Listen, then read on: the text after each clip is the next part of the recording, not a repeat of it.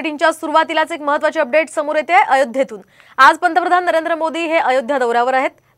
तब्बल 11,100 कोटींच्या प्रकल्पांची मोदींच्या हस्ते थोड्याच वेळात पायाभरणी होणार आहे। तर अयोध्या विमानतळ, रेल्वे स्थानकाचं उद्घाटन तसंच वंदे भारत ट्रेनला हिरवा कंदील दाखवणार आहेत।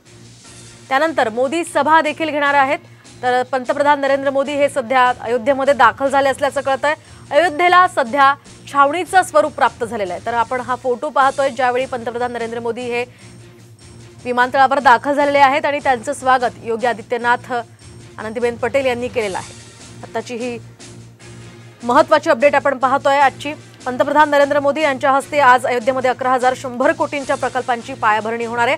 त्याच पार्श्वभूमीवर सध्या पंतप्रधान नरेंद्र मोदी हे अयोध्येमध्ये दाखल झालेले आहेत।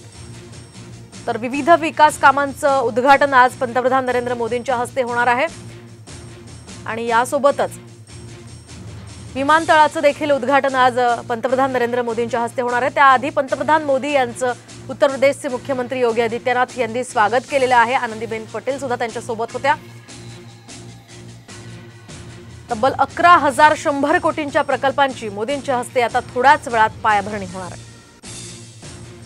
तर आपण हा दौरा मोदींचा कसा असेल पाहूयात। 11:15 वाजता अयोध्या धाम रेल्वे स्थानकाचं उद्घाटन मोदींच्या हस्ते होणार आहे। त्यानंतर 12:15 वाजता अयोध्या विमानतळाचं उद्घाटन मोदी करतील। त्यानंतर दुपारी 1 वाजता सार्वजनिक कार्यक्रमामध्ये सुद्धा ते उपस्थिती देणार आहेत। तर वंदे भारत एक्सप्रेसला मोदी हिरवा झेंडा दाखवणार आहेत।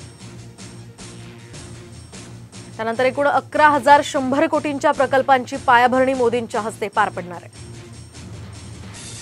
तर उत्तर प्रदेशातील इतर प्रकल्पांचं उद्घाटन देखील आज पंतप्रधान मोदींच्या हस्ते होईल। तर 4,600 कोटी रुपयांचे जे प्रकल्प आहेत त्यांचा सुद्धा या उद्घाटनामध्ये समावेश आहे।